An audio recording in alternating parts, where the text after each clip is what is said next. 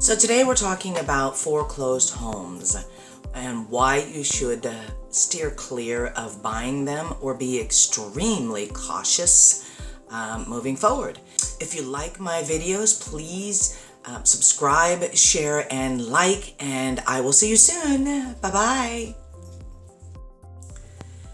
Let's talk about foreclosure homes.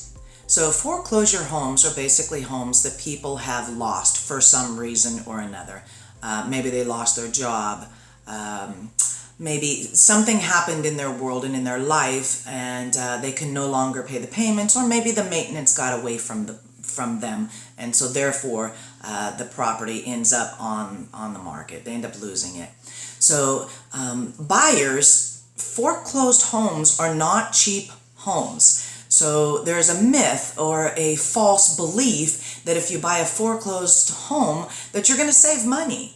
Okay, so understand the bank owns paper. They don't understand what the product is. For instance, they know that it's a house, but they don't know that the plumbing got stopped up, and so therefore the plumbing bill was $5,000 to $10,000. The roof was at its last leg, and maybe the HVAC broke. Okay. Well, when you start adding all that up as a seller, it gets overwhelming, and it gets to where it's too much money for you to fix it all. So sometimes it's just better to let the house go. So, and that's another video, by the way, taking care of your property. It is your job to take care of your home. Okay, just saying. Check it out. Look for that video. But back to what we're talking about.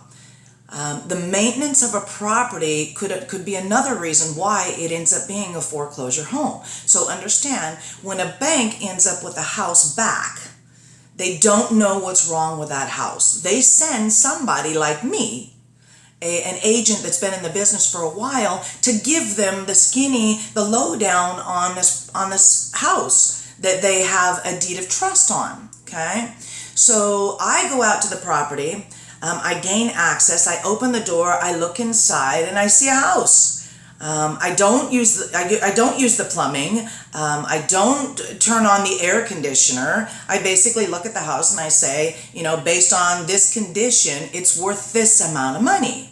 Okay, I take that information back to the bank, and now the bank knows what the market value is on this house. But no inspections were done. So still nobody knows that the plumbing doesn't work. The HVAC doesn't work. So until somebody actually puts an offer in on the property and starts doing these inspections, nobody knows the true condition of the property.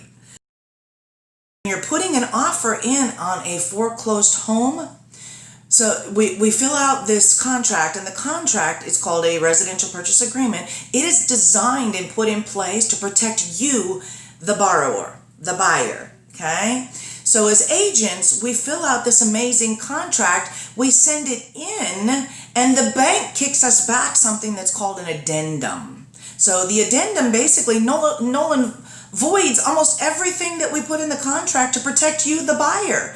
It basically says that you're going to buy this house as is and with all of its issues and problems. So it means that if you buy this property and 6 months later you find out that the sewer line is crushed, that's on you. You cannot go back to the seller and say, Mr. Seller, Mrs. Seller, you knew this was an issue. You didn't tell me it's an issue. So therefore, you're left with whatever the issues are on this property that you bought.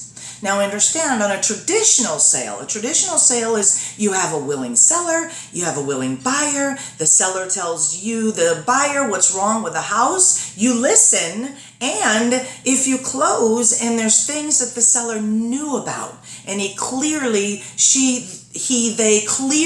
didn't tell you, then you have a leg to stand on.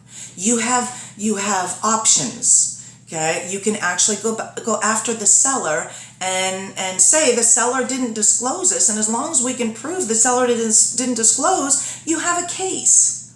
So the price of a traditional home and the price of a foreclosed home are going to be the same. There's no benefit to buying a foreclosed home.